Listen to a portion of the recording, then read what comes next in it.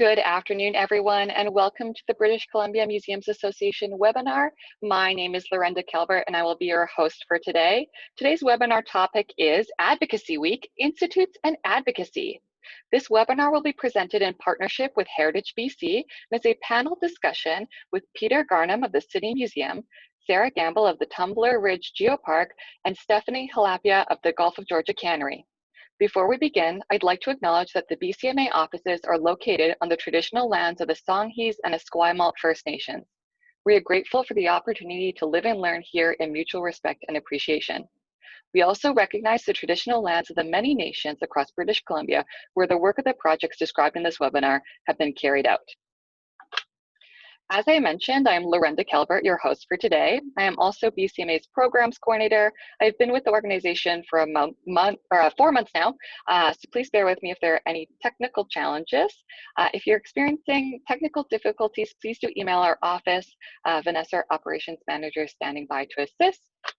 A small bit of housekeeping before we begin. If you are reading this, you're doing great. If you're hearing me, also great. If you can't, don't shut out your screen because we won't be able to hear you. Simply use the chat feature at the bottom of your screen. It may be hidden, so if you hold your mouse either at the top or bottom of your screen, the feature menu should emerge. Please use this chat feature to ask questions or make comments. I will read your comments or questions out to our panel today. It's not necessary to wait until the end, so please do add your comments and questions throughout.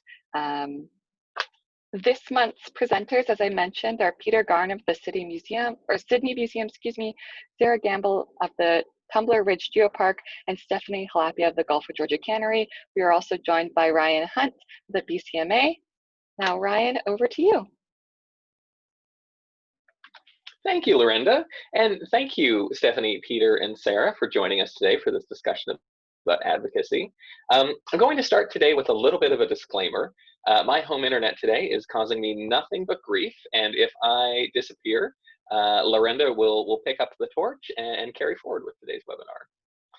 So advocacy is one of the 4 strategic priorities of the BC Museums Association, and it's a word that I find can be intimidating, confusing, a big topic, and I'm really glad we're here today to talk about what is advocacy, what constitutes advocacy, how our cultural organizations can be advocates for both their impact and also for the sector as a whole.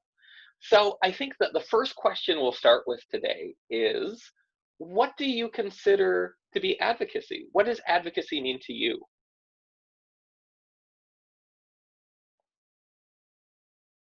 So I'm unmuting. Ryan, if there's any particular order you want us to answer in, feel free to call us out. That's a big question. Advocacy is a big word. And I'm very happy to be here on behalf as well of the British Columbia Museums Association Advocacy Committee, of which I am a co-chair with Joelle. So when I think about advocacy, I actually really like to ask people to think about it as relationship building, because the word advocacy can feel so big and overwhelming. But if you think about it as relationship building, which is something you have to do day to day, all the time, in everything you do, that's what advocacy is to me. It's not sending a letter hoping a politician will come to an event. It is really about creating advocacy and relationship building through your networks as a part of your organization, as a part of your mission and your organizational focus. So it should be a foundational framework of what you're doing. And when I think about advocacy, I think about everything I do. So our volunteers are our advocates. Our community is our advocates. So if you think about advocacy as relationship building, creating other people in your community who will also advocate for you and are passionate about everything that you're trying to create, then it can feel a little less scary if we think about it that way, and a little less of a big mountain we have to climb. I find that everyone in your community, especially if they're already volunteering at your museum, is so invested in your mission and your organization and its importance. So using them to help build that network, build those relationships, that way it doesn't always have to sit on your shoulders, and it can be something that is more approachable for you. If I can follow on to that, I think one of the things is that we have to believe in or identify with our organization. It has to be part of us. We have to really feel the passion about what we have. And we can then, we can engage, as you say, with the community. We need to be out there. We need to be sharing. And our natural passion for the organization will come across. They will feel it. They will want to be part of it. And of course, because it's very positive, then they will want to participate. I think that's very important too. And if I could just say, I think advocacy is both a formal and an informal process. So informally, you know, it's everywhere you are, as you said, Stephanie and Peter. It's really encouraging the entire community to be your stakeholder and your advocate. But you should also have advocacy formally adopted into your plan for your institution so that you're not dropping things and key stakeholders and important people, so that, you know, it should be part of your planning process. Excellent. Yeah, and Thanks for. Sorry, I just want to say completely agree with that, Sarah. I think that's a little bit of what I was sort of, when I say organizational focus, that's very much what I meant, that it should transcend one person, and it should be an organizational approach that is, you know, embedded in what you're doing, and that it's very easy if you don't plan it to not do it. So I very much agree with you there. Great. Well, thanks for such thoughtful answers. I just realized that I forgot to remind people watching that if they have questions at any point in today's webinar, to please let us know. We'll be breaking for questions as they come up. So there will also be time for questions at the end too. But if there's anything in the moment that you'd like some clarification on, please let us know. And I'm really excited to have the three of you here today, because I think all of you and your organizations have really different and complementary advocacy experience. Stephanie, working with a federal site, you've had some great connections with that level of government. Peter, I know you've done some great work with your local government. Sarah, I know the Tumbler Geopark has been a lot of done a lot of work on a regional level. I was wondering if each of you could describe a little bit some of the advocacy work you've done to date, and some things that you would like to share with members watching. Okay, I'm happy to start if you like. Well, there have been a number of different activities that we've been involved with. One of them is that we represent two municipalities, or a municipality and a district. And primarily the Sidney municipality is the one that funds us, gives us the most funding. And we've always gone to North Saanich district to request money each time as a budget. Then we decided we really need to get to know them. We need to work with them, show them what we're doing, involve them in our activities. And I'm pleased to say that now we get funding from them. It's a line item. And I think that was really important, that they recognize the value that we were able to share with them. Another one is a very big one for us. We have a Lego exhibit, which quite honestly, we get the question, what's Lego got to do with history or historical museums? And we say absolutely nothing, except for any history of the Lego. However, it brings people into the museum, they see the actual historical exhibits around, and they come back afterwards, and the promotion is tremendous. But beyond that, we involve pretty well the whole of the town in the Lego exhibit. We have over 30, 40 businesses that will participate in scavenger hunts. We have the sponsorships from so many different organizations, and I think that's really important. They know who we are. They share who we are when they've got people coming in and they say, you know, what can we do today? What's worth visiting? Then they can tell them about our museum, and we feel we're very much a part of the total community through this, in the sharing and again, that participation.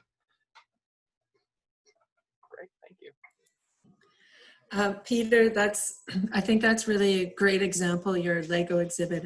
And so as a UNESCO Global Geopark, we work with people at the local level, regional level, provincial, federal, and international. So we have a lot of different people that we're advocating towards and for as well. So we're advocating to our local and regional politicians, but we're also advocating on their behalf nationally and internationally.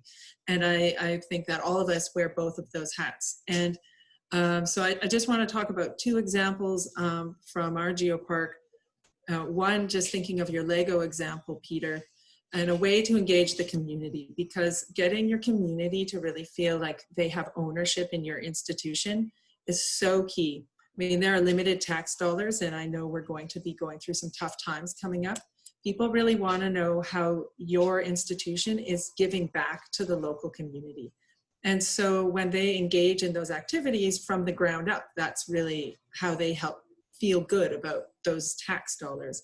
So when we went into the pandemic, the Geopark started delivering weekly educational kits for free for pickup from our visitor center. You know, we decided, okay, people are nervous about people coming in. This is at the beginning when travel wasn't really stopped, you know, and no one knew what was going on. We said, how can we still really get people involved in our Geopark and keep all of the visitors out? I mean, this is a tourism development in a small northern coal town. Is a big part of diversifying the economy. And so, you know, we worry about where the money's coming from all the time. So we took it back to our community. We handed out a different themed educational kit once a week. We did it for 11 weeks in a row. And this is when we realized kids were at home, parents had less time. We wanted it to be free and accessible and easy to use. And what we found by the end of this is that a lot of people learned something about the Geopark they didn't know, because a Geopark is a very broad theme. For those of you who might not know, it's really celebrating international sites and landscapes of geological importance. What does that mean? So we have Tyrannosaurus footprints, the Rocky Mountains, things that are very unique globally. But it's really about getting you and I, our friends and our visitors, to connect with the earth. So the education kits varied from something about geology to planting seeds to you know, learning about our indigenous neighbors, right? The other thing that we've done is working on marketing. You know, there's always limited funds again. And so we've actually worked with our district of Tumbler Ridge, and we have a joint brand. So the Tumbler Ridge Global Geopark brand is actually the community brand, because they decided that, okay, we've opted into this Geopark, we want to be part of it too. And so we had good, frank discussions, and considering the district is our key stakeholder and we advocate to them. And we decided that people should come to our community and feel like it's a park, and, you know, both will benefit. And so working together with your stakeholders is, I think, the best advocacy you can do, because they're investing their time, and then they're going to advocate on your behalf when you're not around and you're not pushing them forward. And that success of our joint brand was actually noted in a municipal innovation award for our community. Again, that made our stakeholder feel great about their work with us. And it was also acknowledged at the international level of geoparks as a win for our geopark. So I think those were two really good successes we had. Amazing. Definitely. Excellent, thanks. So indeed, a lot of the advocacy work I've been privileged to do so far in my career has been on the federal level. So both with the Nisga'a Museum, I did quite a bit of work there with the Nisga'a Nation on renegotiating the sort of funding agreement for the arts and culture arm of their treaty process. So I worked with federal negotiation teams. And then if you have never been to the Gulf of Georgia Cannery, we're a little bit of a weird chestnut in that we are a federal Parks Canada site, but we are run by a non-for-profit organization called the Gulf of Georgia Cannery Society, which is a community-based organization that has been here for almost 40 years and was instrumental in saving the site back in the 70s. So I have a wonderful sort of community roots and foundation that feels super passionate about the site, that we're able to leverage that for those sort of federal connections.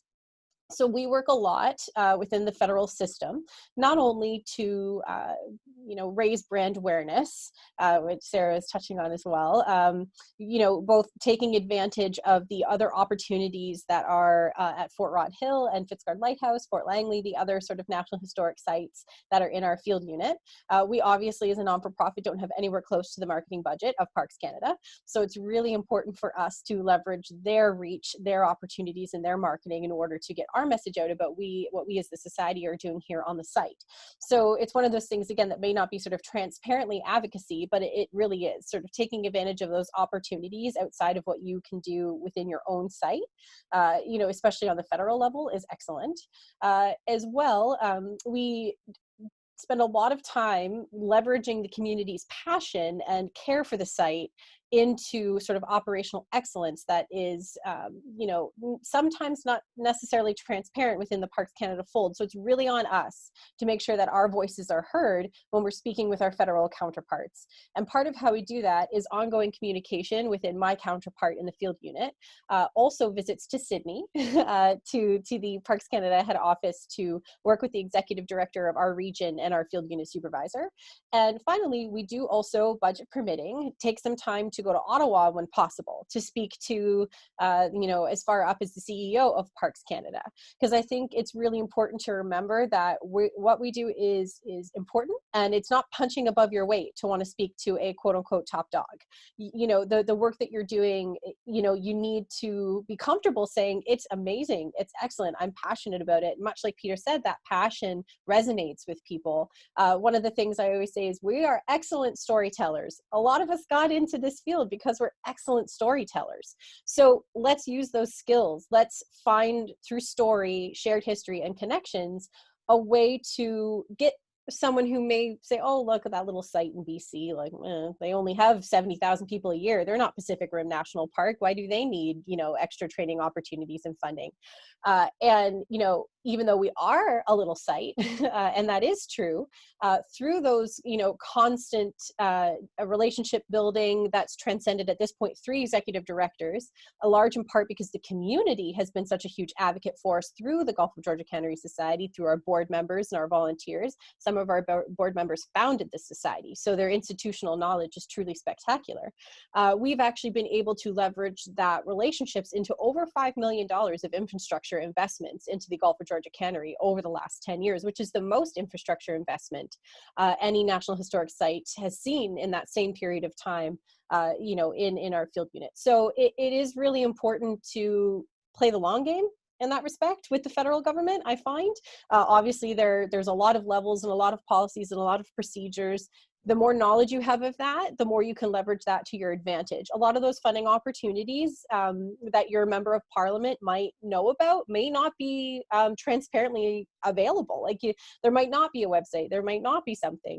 A really good one is the Canadian Stories funding that was put aside to help build diverse federal spaces, leveraged by other institutions to record voices of people who were not necessarily a part of our archives and our information gathering in the past, that often had a very Eurocentric feel. So that was never advertised anywhere. No one said anything about it. It was only because we knew about the program, we knew about the right people to ask, that we were able to put our hat in the ring to get funding for that program. So it's one of those things where you know, much like municipal councillors and you know, that relationship building really is the key.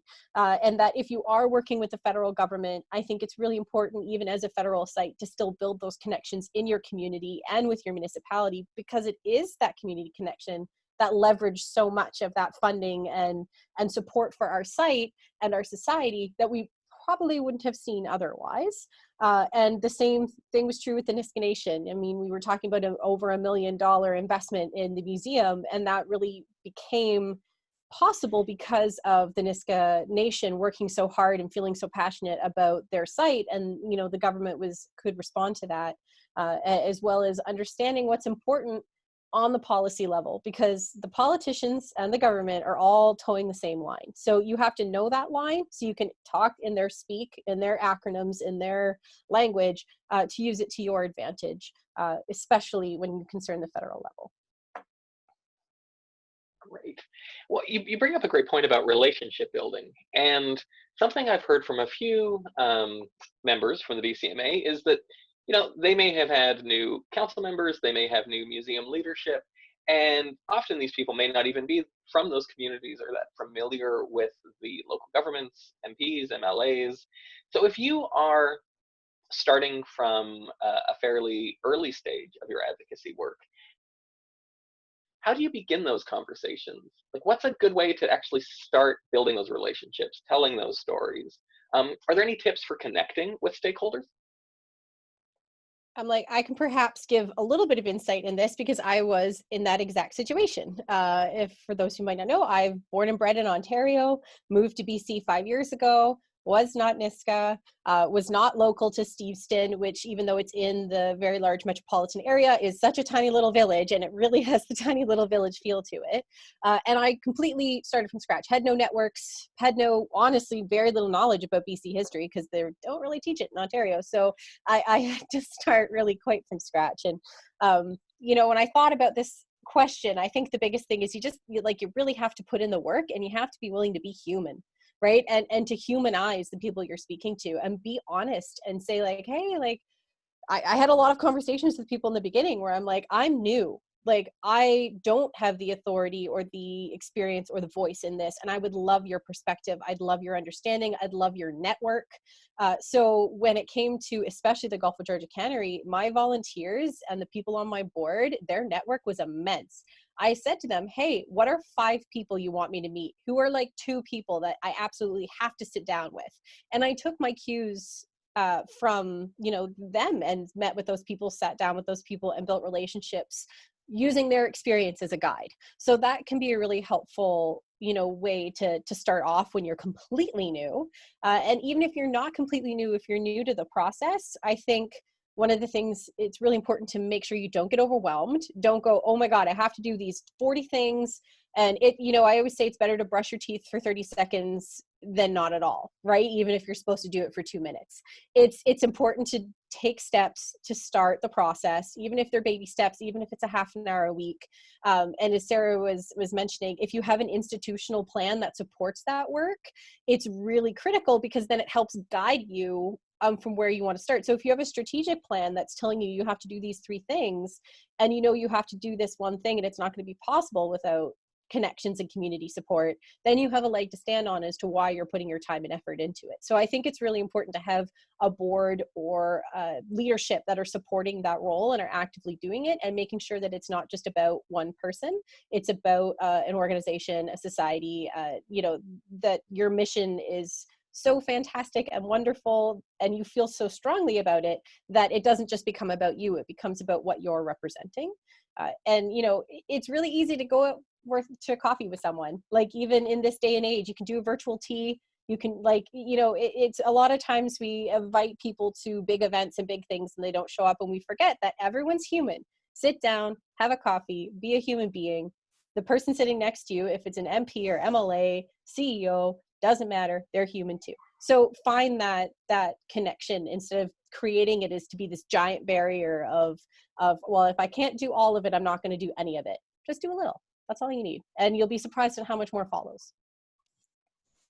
And if I could just piggyback on what you said there, Stephanie, about strategic planning and incorporating it. I think also any size of organization and any budget can do some strategic planning and visioning. And so it's great to have someone do this as a facilitator, but it's also something you can do with limited tools on your own. Don't spend 10 minutes in a board meeting saying, what do we want to do? What's our vision? But actually set aside a meeting, a separate time. And once you create that vision for your organization, everyone in your organization must have it, be aware of it, and that's what you can sell to your stakeholders. So you have a cohesive voice and everyone can get excited about it. When you're sharing that vision across the board and they hear it again and again, that's when your MP will say, you know, the Geopark was working on that one thing. They should hear about this. Or, you know, that's when you'll get them to reach out, when you have that consistent messaging across the organization. Oh, Peter, I think you're on mute.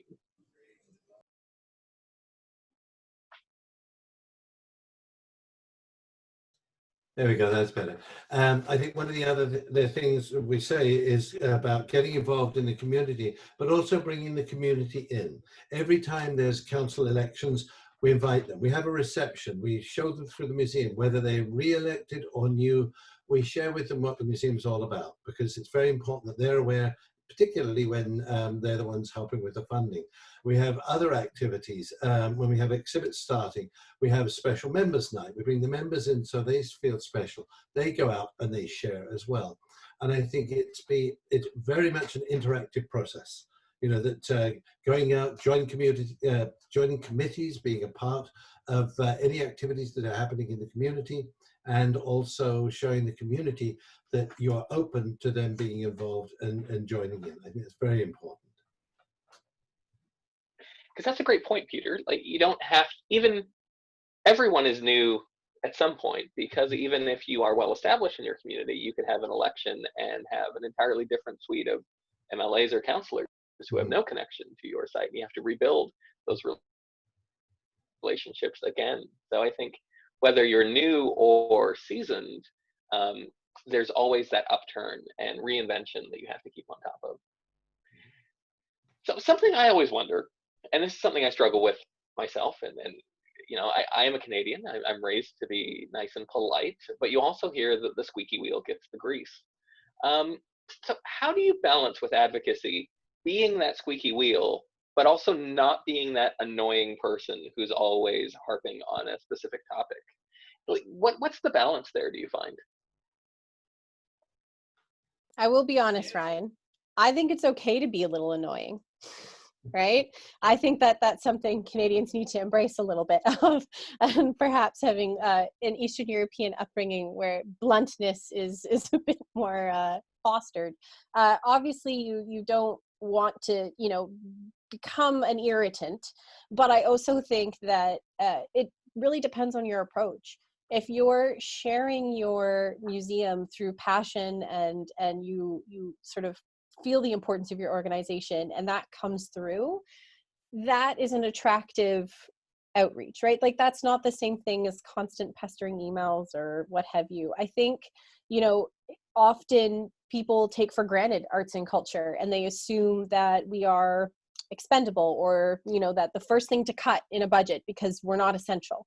And for certainly in, you know, today's day and age, the word essential means quite something different. So I'm not, you know, precluding the essential nature of other sectors in our world, but also that I do argue that, you know, your community needs arts and cultures to be a thriving, vibrant, attractive community, and that it's important to feel strongly, or it's okay to feel strongly about that, and to have that come through in your conversations.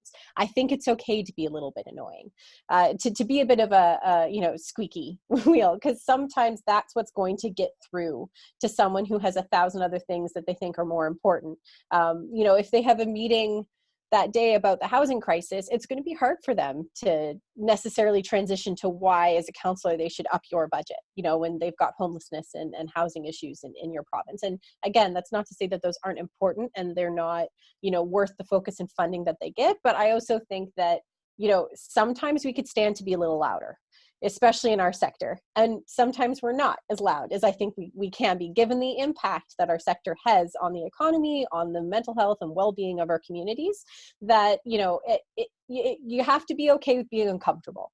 And sometimes advocacy work is uncomfortable, and that's okay, right? So, you know, much the same way that we judge human interactions on the day-to-day, like, obviously take it with a grain of salt. You're going to know your individuals better than, you know, I would. But a lot of the success I've had with the federal work I've done is because I've been the kind of persistent and loud one that has, you know, drowned out the rest of it. So I think there is a time and place for that. So perhaps not quite an answer, but I think we can all stand to be a little louder sometimes.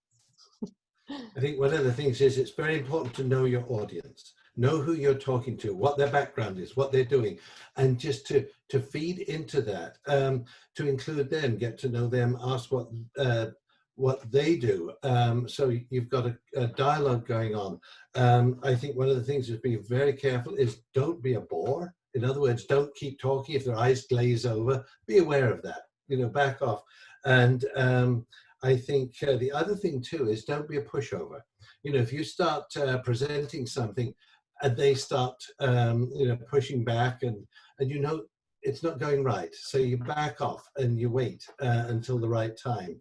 And I think the other thing to be very careful of with advocacy is when you're talking to them, don't let other people use you to achieve their ends. You know, that you're representing who you have, and you want to make sure, get that message across, but you get it across in the right way so that it registers, they support it, and you feel good about what you're delivering. I think knowing your stakeholder is so key, Peter, and I think one of the things is also being able to listen, right, on that note, right? So one thing I've seen, and that's something that we've experienced in Tumbler Bridge, is there was a strong sense that our museum wasn't being funded enough. And it turned into kind of two parties, the people representing the museum and the people who felt that there needed to be change. And what I've learned from being on the side of these conversations is, if I ever get to a place where I feel like everyone isn't listening to me, maybe I have to stop and listen for a bit and come back at it, right? So what you want to get may be very important, but maybe there's a different way to get it that better aligns with your stakeholder. So if you feel like you've been doing that squeaky wheel, and I agree with Stephanie, we do need to be our own advocates, and if you're the type of person who goes to some kind of, you know, wine and cheese event and you don't feel comfortable in those situations, you know, I used to be quite shy, and no one believes that about myself now, but I just decide on the two people I need to talk to at that event, and I go approach them and I just say, I just wanted to let you know what we're up to. Once I get those two out of the way, the rest of the evening is mine, but make sure that it's not a waste when you go there and you do that. So yes, we do have to stand up for ourselves. We also have to be able to take a step back and listen to what our stakeholders really need for themselves as well, and make sure we're delivering. I think another thing too that's important is share the situation with them and see if they've got feedback about how they can help you, and then that way you're engaging them. They are becoming part of what you're trying to work for, rather than going in there and telling them what you want. And it's bringing them in and making them part of the solution. Absolutely. Yeah, I definitely third that. You know, I think that sort of for me comes to the core of like remembering we're all human, right? And like being able to have an open and frank conversation and build the relationship to the point that like, you know, Peter and Sarah think about potentially different situations, or sit back and listen to potentially something that's hard to hear, but can also help further your cause in the long run. And just sort of, you know, often we will think that, you know, if you're at a, you know, Sarah, I think about those wine and cheese nights too, at like the Chamber of Commerce and stuff, where you're going in and you're like, okay, there are like 30 businesses here, all of whom could be supporters. Oh my God, this is a lot of people.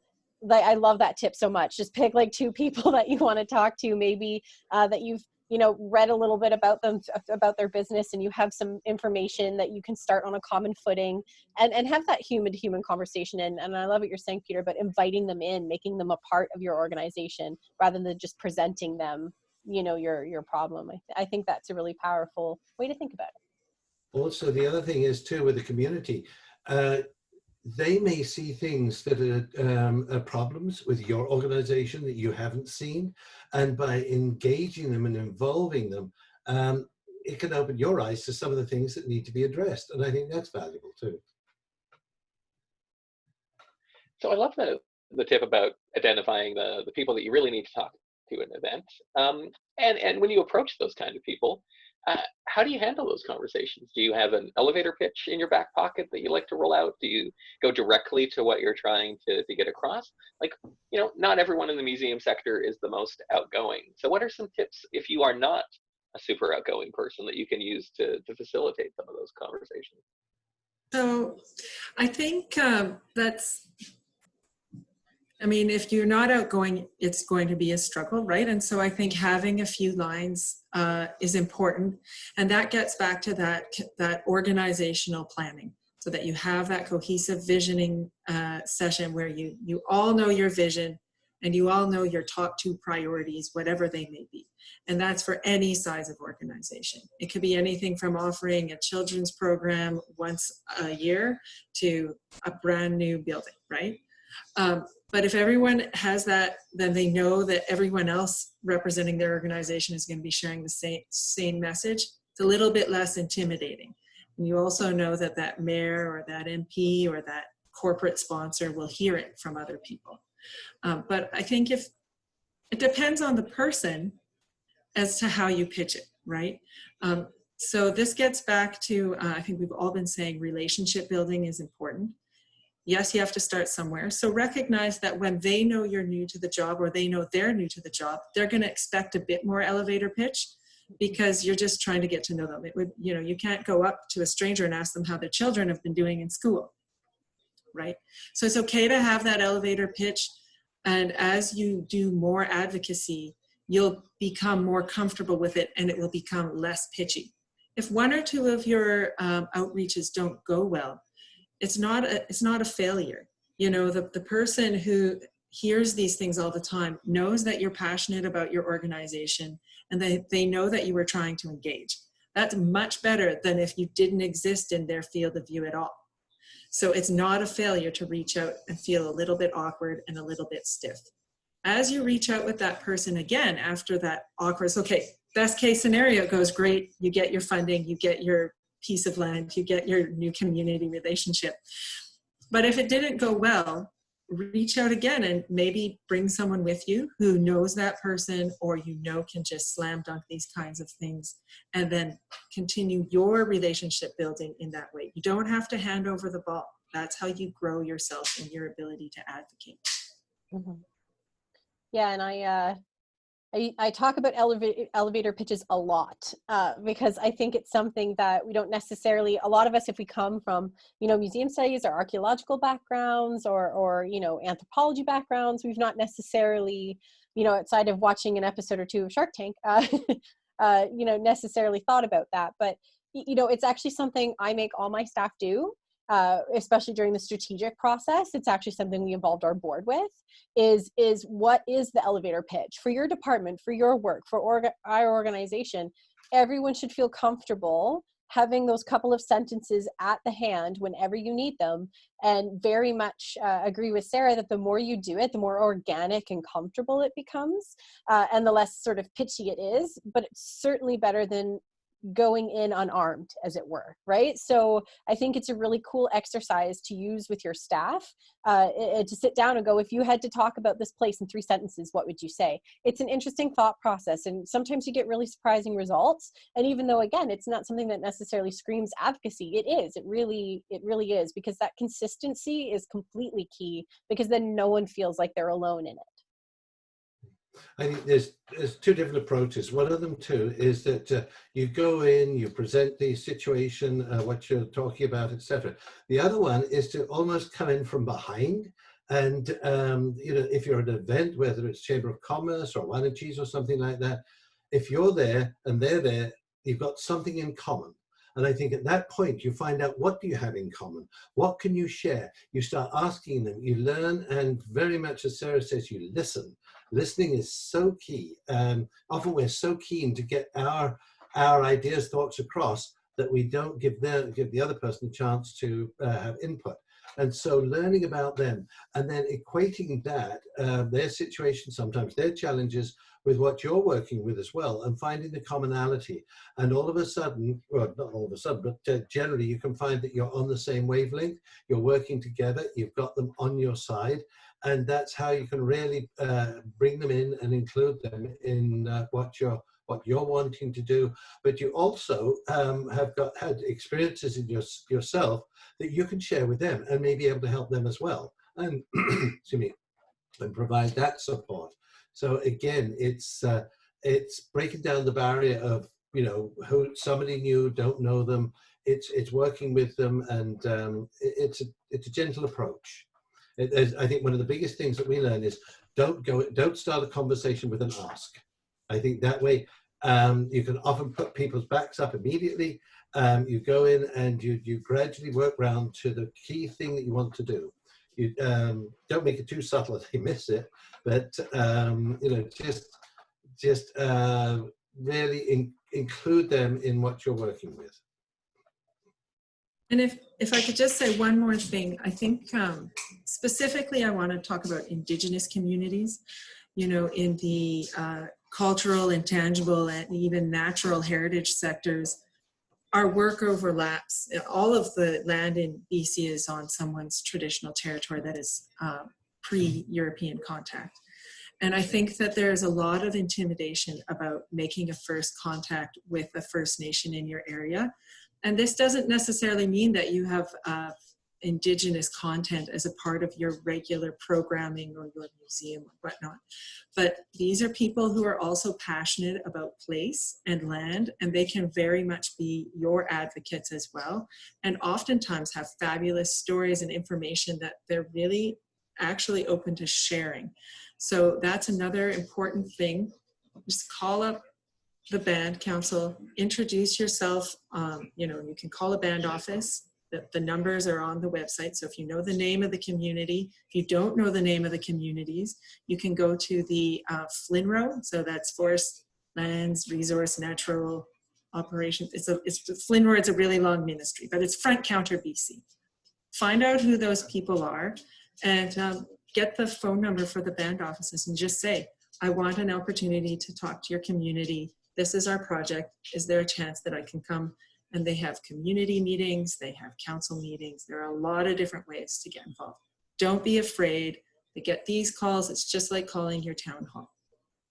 If I could give a little bit of an experience that we had, we were having a traveling exhibit on Chieftain George from North Vancouver Museum. And we wanted to have an opening ceremony, have an elder give a blessing for the lands to make it special.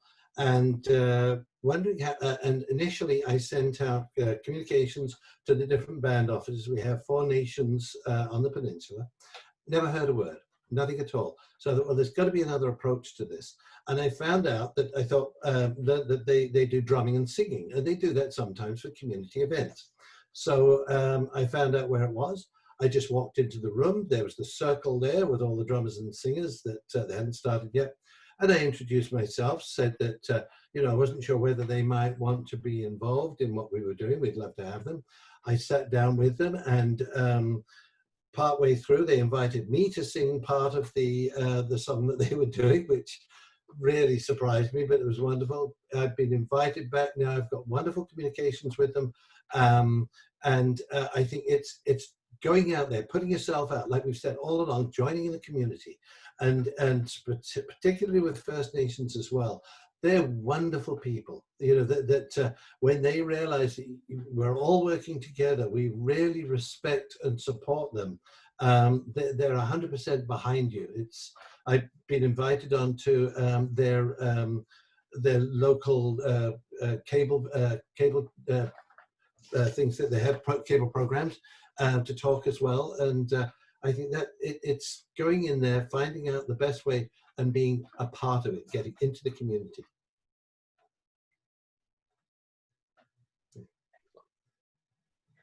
Well, that's a great thing. I think, again, spoken about it before in today's webinar, it's about being vulnerable and opening yourself up to discussions that may involve critiques, especially working with Indigenous communities that many do not have historically positive relationships with museums and cultural sites. But building those relationships takes time and investment, emotional investment, and the willingness to create that dialogue. So I'm really glad that you brought that up, Sarah and Peter, and talk about that. That's a great component to bring to the webinar today. Mm-hmm. So we're nearing the question period, but I wanted to have one more question to the group before we started opening up questions from the audience. So say people are watching the webinar and they leave feeling really excited to start doing more advocacy work. What's one thing you would recommend them doing after today's webinar that would get them on the path to starting to build these relationships? I think one of the things that's the theme, particularly between the three of us, is get out into the community and join committees, join activities, and be a part of that community. Embrace the community in your activities and what you do. There are many, many opportunities. Sometimes it starts out, you think, well, maybe I'm not that comfortable with it. Try it And sometimes you learn a whole lot, and it makes such a difference.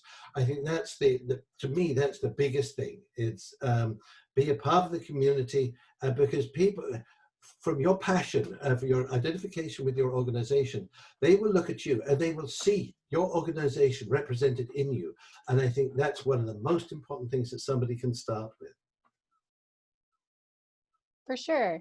Yeah, and when I thought of this, I was like, one thing. Here I am talking about baby steps, and I'm like, oh God, only one thing. I think one of the things, you know, everyone should do is remember, just keep this in mind when you're doing all this. You're not alone. You're not alone in the sector. You're not alone in your organization. You're not alone in your community.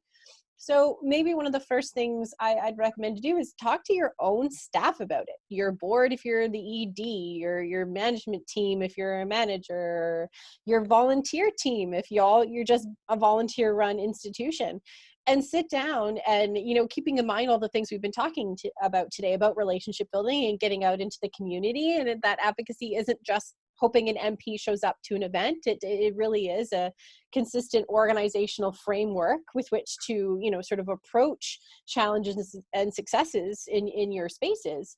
Have a conversation with your team and ask them who's interested in advocacy, because it's not just you. It doesn't have to just be you. You know, you should be creating an army of advocates for your sector, for your organization. So start by having those conversations internally. If it freaks you out a little bit about the thought of going out into the community, find fellow you know, advocates who want to do that work with you, or other organizations that, you know, have done the work successfully. I know the BCMA is an excellent resource, both on the brain and also with the committee and with us individual volunteers. We're always happy to have conversations about the next place to start.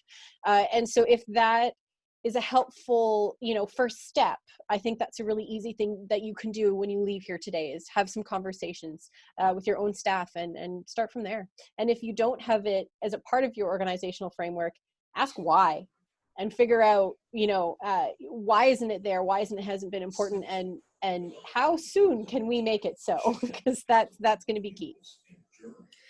And so I think those are both the most important aspects. And so the third, it's great. I feel like you guys said what I wanted, so I get to say three things.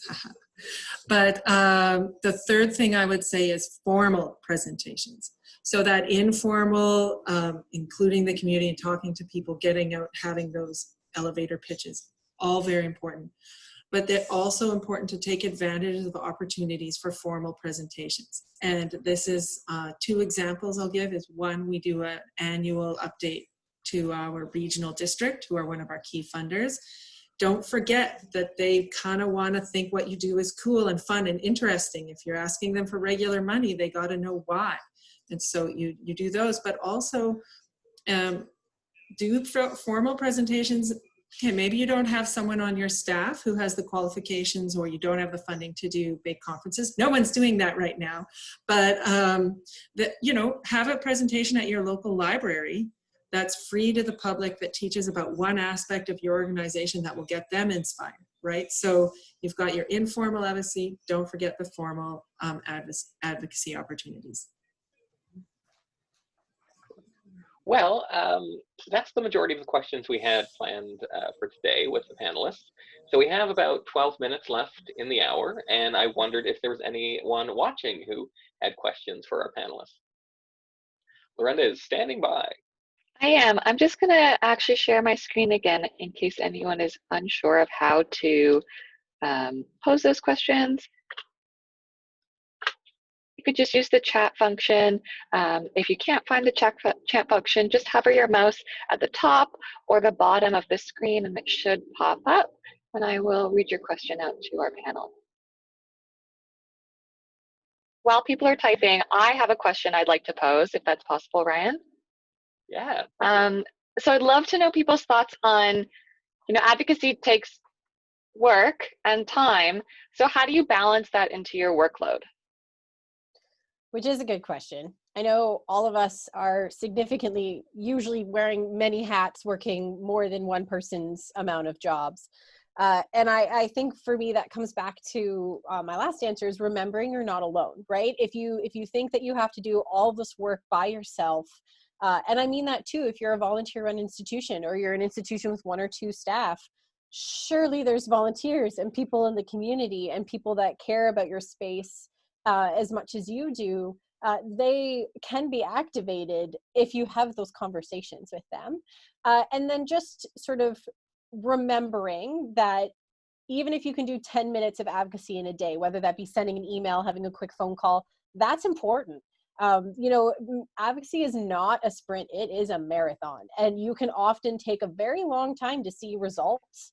And it can feel like, especially in particular with like Indigenous advocacy and Indigenous relationship building, it can take time, but it's time that is so worth it. And even if it takes 10 years or multiple EDs, if it's an organizational priority and it's something being done not just by you, not you alone, not just as a face, but as an institution, then you will see those results. So again, it's that sort of toothbrush analogy. If you can do 10 minutes today, it's okay. You don't have to suddenly pivot your responsibilities and spend hours and hours a week on this. But I think that if you're asking me about what's priority in my work as an executive director, like advocacy is one of my highest priorities, right? Because I'm not going to get those funding protocols or relationship building unless I put that work in, right? So does that mean sometimes I don't get to do other things that I'd like to do, like plan exhibits? Yes, but that's okay, because I know that the work is worth it, even if it's not immediately apparent. I think one of the things too is going back to the fact of believing or identifying with your organization. If you do that, before long, it becomes a lifestyle. It's part of you. It's part of your everyday activities. You balance out the time that you spend at the museum or the organization with your family time, your home time and everything, but it's still always there. You know, you might be on a day off on your weekend and you're talking to somebody, well, I know as far as I'm concerned, before long in the conversation it's come up about what I do, what I've got, how wonderful it is and everything like that. And they generally have that genuine interest in what I'm doing. So again, it's that opportunity to share. You do have to make sure there is that balance between that. But as I say, if it's part of you and you really part of who you are, it's a natural. I see there's a question, and so I won't take long, but I just wanted to add one thing that I think all of us know but didn't mention is really avoid being negative and whiny. You can share your challenges, but it's so easy to fall into that. We didn't get our funding, and again, I didn't get my gaming grant, or again, I didn't get this. And it's a really fine line between effectively communicating a challenge that they can be part of the solution with and whining. And it just came to mind when Peter was talking about when you're not at work, because I think a director or a board member of a nonprofit is generally always at work, whether or not that's healthy. Yeah. I'm the Geopark lady. So when people see me on the street, how's the Geopark doing, right? And I'm careful to always carry that positive message, because I do think we are a positive forward-moving organization even when we do have challenges. So carry that piece of you first. That's the most important positive message, and that will be what people remember, and that will make them feel good and bring that forward to others. Thank you.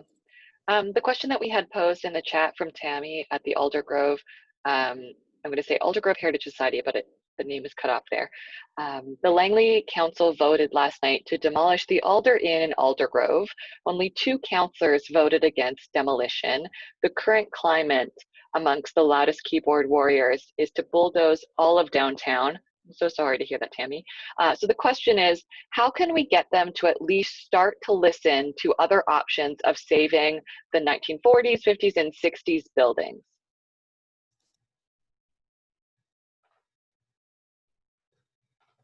Okay. Well, I can, sorry, you want to go ahead, Peter? No, I was just going to say, a lot of it is it's money. It's big business wants the land. It depends who you're up against. And it's also how important those heritage buildings are to the community that makes the community. because we've got Victoria on our doorstep, we have so many heritage buildings, and that's part of what makes the character, the feel of Victoria that people want to come to Victoria. So I think that's one of the things, is looking to see how important those buildings are to the tourism, to the people, the residents, that make the community feel that community is what it is.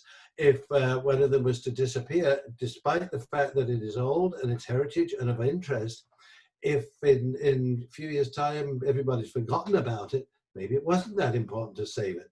But if it is so much a part of the community and recognized and given the ambiance of the community, then I think it's worth fighting for. I think, you know, so my example will be from natural heritage.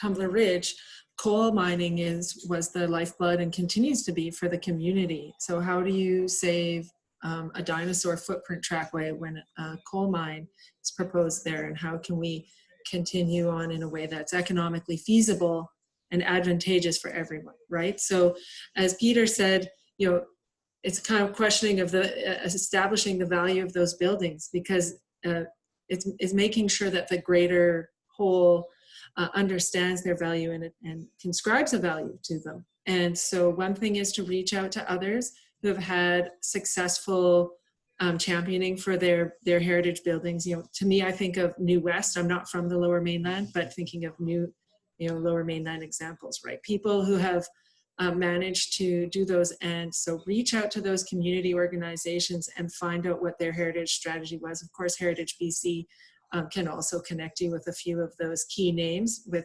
examples. And they'll be able to guide you on how to get an assessment of your heritage value, and then request to report to council with professional presentations with clear numbers and results that show the value of heritage for other like communities. That's what we had to do with our dinosaur footprints. If I could just add one Super other cool. thing too, just the fact that there were some of the councillors voted in favour of them going, talk to them. Just say, you know, I'm involved with heritage, with the museum, and I'd like to know just what your rationale is for seeing them going.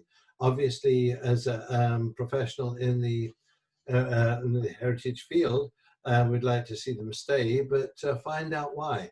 That will then start to lead as to what you can do, how you can approach it if you want to try and establish keeping them. Yeah, and just to sort of backpack off what Sarah and Peter were both saying, I think asking the why is really important. And then also having sort of, again, it really depends on, it comes into that informal versus formal and who you're speaking to. But sometimes, no matter how passionate you are, that's not what's going to connect with a counselor, with a politician. Sometimes what is going to connect with them is hard facts, right? And figures and very demonstratable, this is why this is important, and it's important to your constituents, because again, you're not alone. Many voices are powerful. So if you're working to save heritage structures, it really is about having quantifiable data that you can pull out and be like, this is why it's important, and we like it. Like, these are the reasons why it's important. So I think Sarah's suggestions are excellent. Getting those sort of alike, you know, approaches from other places might be a great place to start. And then when you do have that other piece, that why are those counselors voting to get rid of it? Is it a lack of education? Well, then you have those facts and figures to help educate them on the importance of those structures. And if it's just straight up, well, it's a money thing, it's a funding thing, and if you know that that's the case, then you can change your approach as well. But at least you know, even if you weren't successful, that you tried, right? That you did the best you could do, which I think when it comes to saving heritage is all, you know, all of us can really do, is we feel very passionate about keeping our heritage, and we have to understand and appreciate that some people don't share that view. So if we can go to them with, you know, very logical reasons as to why, coupled with the passion you have for the places, I think that can be a really powerful persuader for someone who may have just not really been aware and voted to get rid of them because they didn't have that information available to them. And just one more piece to preview something we're posting on Friday. I had a conversation with an advocacy expert in the UK, and he noted that, you know, sometimes we think that it takes hundreds of letters to make a difference, to get noticed, or dozens and dozens. But if elected official receives 10 letters on a subject, that can be enough to get their attention. So if you're a heritage community that has a board of 12 people, if you got each board member to write something, and then each of them brought a friend or a spouse along to write a letter as well, then even just 24 letters can have a really big difference on how an elected official views a topic. So we are at 1 o'clock. Oh, Sarah, do you have some closing thoughts? Just my last comment, sorry, I'll make it quick, is yeah, and I think that you have a good point, Ryan. I saw Tammy had a follow-up comment that they know her well, and she's been in that in the community for quite a while, and showing the counselors that it's not just you, Tammy, or your 5 closest colleagues who really have been advocates for a long time, but showing that you have a base of support with those extra letters and those other people, and sometimes putting a different face in front of them can really be valuable, because unfortunately, from time to time, we build up these relationships that don't become productive, and it's better to give them someone new to talk to so that it's a new, fresh start. Well, thank you all so much for today's conversation. I know I learned a lot, and when wine and cheese parties become a thing again, I'll definitely take the identify the 2 people I want to talk to most strategy and put it into deployment. So thank you all so much. We really appreciate this opportunity for you to share your experiences and knowledge. And I'll turn it over to Lorenda to close us out today. Thanks, Ryan. I also want to express my appreciation for you joining us today, Peter, Sarah, Stephanie, and Ryan. I myself am new to advocacy, and I really appreciate you taking the time and walking through some clear steps that people can start, and all of your advice. I have some ideas of where I want to go, so I really, really appreciate that. I also want to thank everyone who's joined us today for this discussion and dialogue, and I look forward to exploring advocacy further in our Advocacy Week this week. We'll have more stuff coming up. We've got, like Brian mentioned, some podcasts, there's some resources. So do follow our social media where you'll get links to all of the resources we have coming up this week. Please do consider joining us for our other webinar in July, which is Wednesday, July 29th. It's a partnership webinar with the Archives Association of BC, where we're looking at privacy, managing personal information and collections. If you have any ideas for topics in 2020, for webinars, or if you would like to present one yourself, please email myself at programs@museumsassn.bc.ca, and there will be a survey showing up in your inbox shortly. If you fill that out, it helps us know what kind of webinars you're looking for and how we're doing. And please do consider joining us in 2020 and beyond by becoming a member of the BCMA. By becoming a member, you have funding opportunities, free webinar participation, reduced registration fees, access to professional development resources, and much, much more. Thanks again, Ryan, Stephanie, Sarah, Peter, for joining me this afternoon, and for everyone watching. I hope you have a very wonderful afternoon, and I hope it's sunny where you are and you get to go enjoy some of it. Thank you so much, and take care. Great. Thank you. Thank you. Bye.